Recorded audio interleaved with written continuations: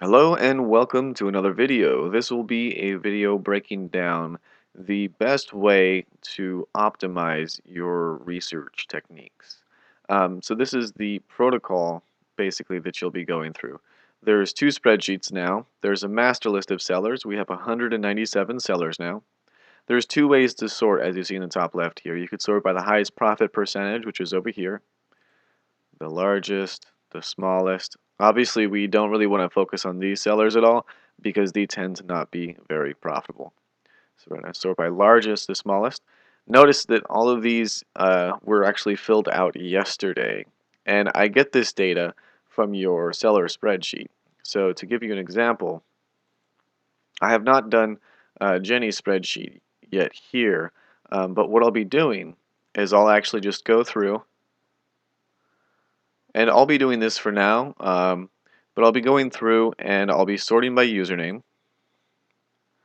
And I see that this person has a lot of items.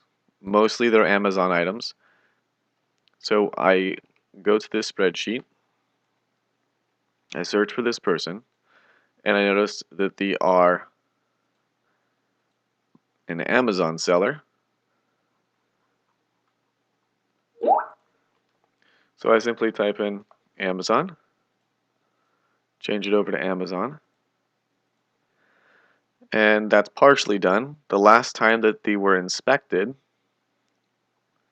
let's say 7/19/2019. The typical profit, the typical profit, amazing sales, right here, is going to be this percentage, 13.3%. There we go. So now we have an Amazon seller who makes 13% profit, and we have that added to the spreadsheet. Same thing for this next seller. What do they typically sell? Looks like they sell Home Depot and Amazon. I have a specific little icon for that. So Home Depot and Amazon is right here. I just left a marker so I remembered what seller that I was on there. Alrighty, so he's Amazon Home Depot. And the percentage that he typically makes, this item shouldn't be here. It's actually negative profit. So these would be 14.4%. Alrighty, so now we should also do the updated date. There we go. That way somebody does not go into this seller store for at least 2 weeks. Maybe instead of July, maybe August 1st will be the next time somebody goes into his store. So we want to basically add the date to all of these sellers. That way these sellers are not looked at every single day by two different VAs. We don't want a lot of item duplicates. We want to make sure that all of our items are as accurate as possible and there's not as many duplicates. So far so good, as long as we stick to a very specific strategy here. So again, I can't find that seller, so what I'll be doing is I'll be manually adding that seller in. It's pretty easy. I just open up a link to another seller.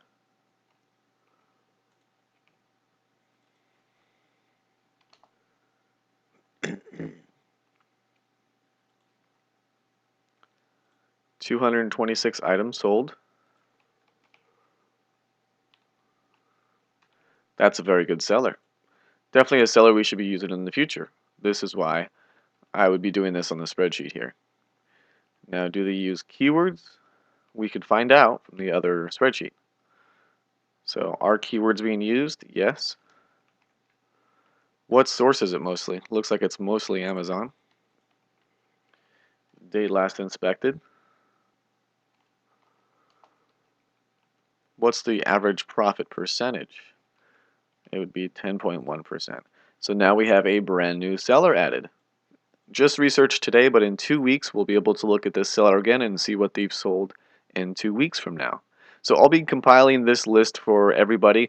That way we have an updated dates that they were last inspected, but most of all the profit percentage of that individual seller.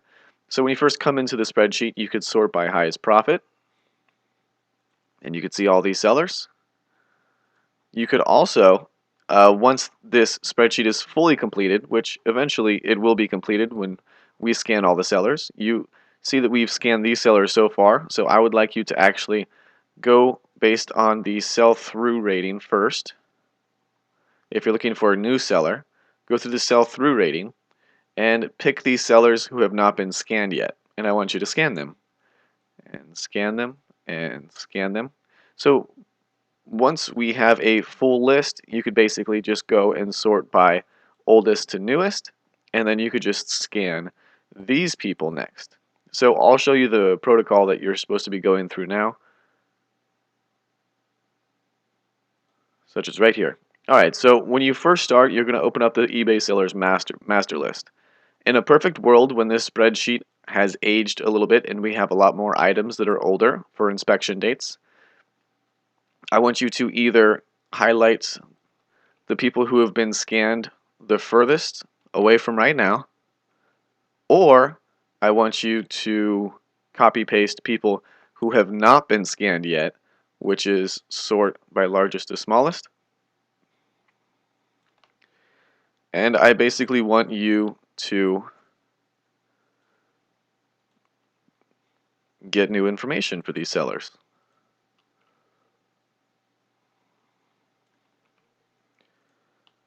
Now notice that's 344 items divided by 3, which is 90 days. That's about 120 items to go through. That's plenty of items to go over. So you can actually just go ahead and just do about 5 or so sellers. And again, the other technique is in the future. For now, I want you to sort by the highest sell-through rating and then go through and choose the people who have not been searched yet. That way we can get a search date on all of these sellers. But once we do have a search date on all the sellers, simply go oldest to newest and then highlight the oldest date, copy paste that, and we will have the margins and the profit percentage over here on the side, and simply just do a search for that seller. So once that's done, it's pretty straightforward how you normally do the research. Let's go back to the people who have not been searched yet. So this person is supposed to be a profitable person, so we're going to go ahead and go in there. Alright, so we have 9 items. They're mostly appliances, and that's fine. I can still list appliances as long as they're from the correct source.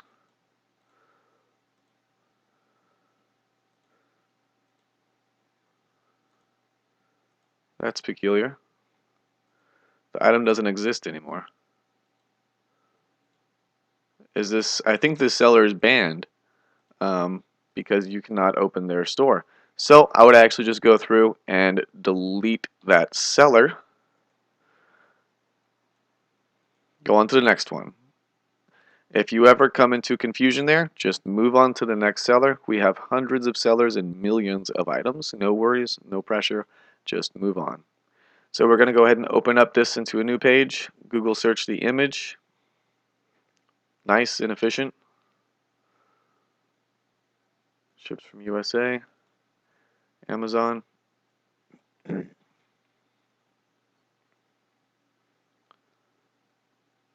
And that looks like it's it.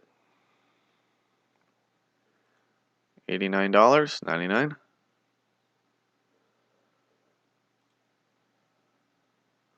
That is different.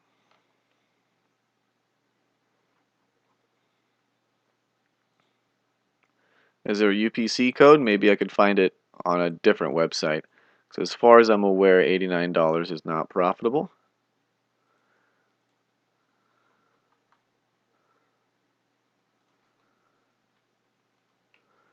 It needs to be minimum $108, preferably $120 is what we're looking for.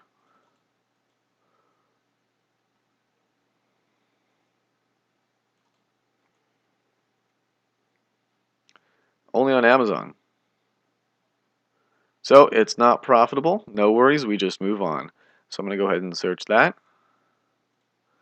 Open it up into a new window. That way I could search the UPC also. Let's do the manufacturer part number. Copy. Bob Ross. Open up a new tab, search that. There's a couple places to go, Amazon specifically. Alright, now we're going to search by image, Amazon also. There's large tubes and small tubes, got to make sure it's the right tube size. Looks like it might be on there as well. What's the tube size? 14 paints, 37 milliliters. 14 paints, 37 milliliters, that would be $90. 14 paints, there we go, right there. Now, that's the bigger one. Let's go ahead and look for the model number on here so we can match it up on Walmart.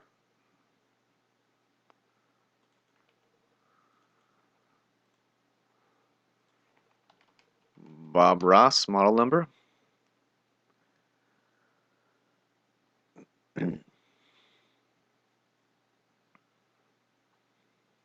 Nope, that appears to be it, but it's way too expensive. So, gonna close out Walmart. 99 and 90. This person is not making enough profit. So 102 is what he sold it for, and I already know right off the bat that that's not going to be a profitable item.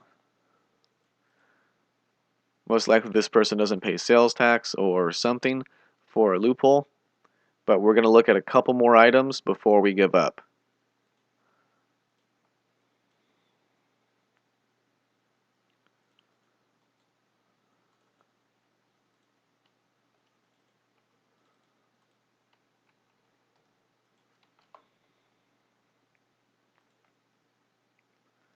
So we're just searching the model number, adding an extra keyword, and hopefully we can find it. It looks like it is only on Amazon.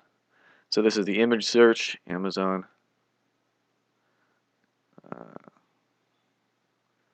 Water detectors, no. Alrighty. So that's the model number. Let's make sure that model number is correct. It is correct. $199. Save $25 though. That coupon's not going to be around forever. And it could only be one coupon. We want it to be the price forever. The price forever is not good enough. It's going to be $244 without making a single dollar. So this person is not making money. We're going to put them at, so if it's 244, 219 divided by 244 would be negative 10% profit. So this person would be negative 10%. And then I would just mark them as red, and I will transfer that over to the spreadsheet, and nobody will scan that seller ever again. Maybe in the future, but definitely not anytime soon. Alright, so then you're going to just move on to the next one. Hopefully, eventually, you'll find some good products, but this will help you realize you need to stay away from this seller, and you just need to move on there. I feel like this is definitely way overpriced. Should be maybe $60 or $70, possibly $50. $96 is what they have it priced at. Kid Craft model number. It's at Sears, Amazon.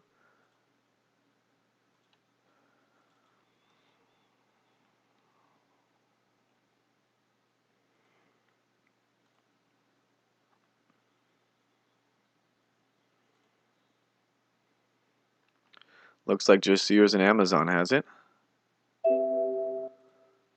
Have to go by image because I can't really tell which playhouse is which. So it has a bed with a gray canopy right there. Currently unavailable, probably being drop shipped. $133 is very expensive, and that's not the correct one.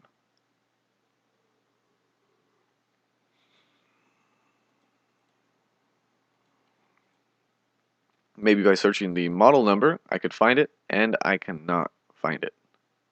Maybe by searching the model number at Sears, I could find it a little bit easier. Find the lowest price actually being sold by Sears.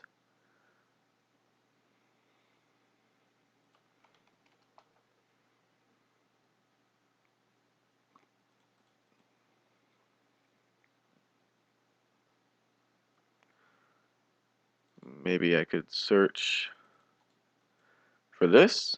Hopefully the manufacturer will pop up. Kidscraft, $97.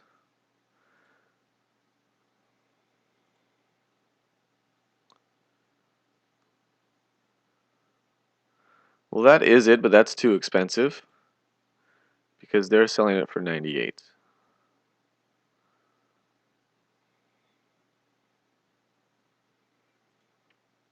So again, can't find it, so we're just going to move on. Next item here. Google search the image. Open it up. Notice these are not active items, which probably means I'm not going to be able to find it anymore. So a faster technique, really what you could do is you could just open up as many items as possible from this sold area. This is a DS Genie seller, which means if they close an item, it's probably no longer profitable. So if you just actually go through, look for an item that's still active, and it's really difficult with this DS Genie seller, unfortunately. So we're not going to probably find a actual item being sold from this person.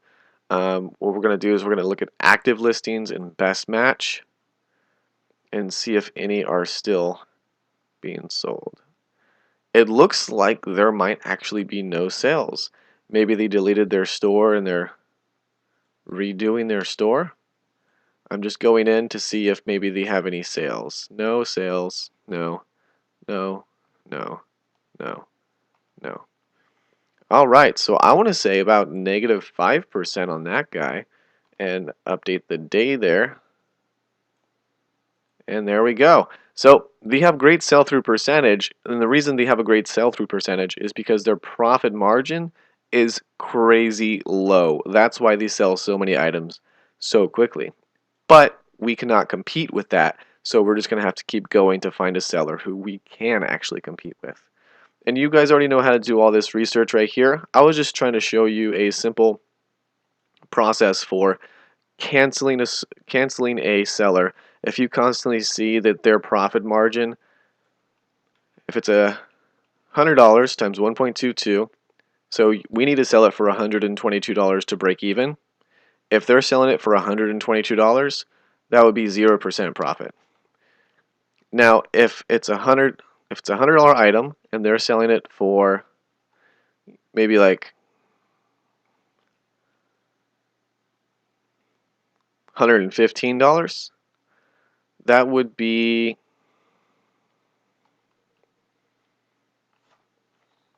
$115 divided by 122 would be 94%, which would be negative 6% profit. So as long as you're documenting that, we'll be good in the end because we will avoid these sellers in the future, and that would be the perfect world. Is if this entire spreadsheet right here, the master seller spreadsheet, if we go by smallest to largest, we will see those sellers added on in the future, and we will just avoid them completely because they are way too competitive on their pricing, which is why they have such a good sell-through rating, or they are very, very good on their profit margins, and we can just copy their items. A sweet spot would be people who have a great sell-through rating like this individual, but they have a high profit percentage. Those are great sellers, but it was last scanned yesterday, so we can't scan him again for 2 weeks. So we need a bigger list of sellers that allows us to find really good items over time. And as long as we document all this information over time and update it daily, eventually we will have a perfect sellers list of productive and profitable items. That way we can get as many items as possible and increase the average per hour. So thanks for watching. I hope this helps possibly optimize timing a little bit for the seller research spreadsheets. And this is the reason for the new spreadsheets. moving forward, there will actually be brand new spreadsheets, hopefully every day, definitely at least once a week. So expect to delete your old spreadsheet and be given a brand new spreadsheet every week. The research spreadsheet here will stay the same. What will change is the master spreadsheet. And remember, when you're starting at the very beginning of your shift, what I want you to do is to look for high sell-through rating sellers, and then just go copy the ones that have low sell-through rating percentages. Alright, so thank you for watching. If you have any questions, of course, hit me up on Skype, and thank you very much for watching.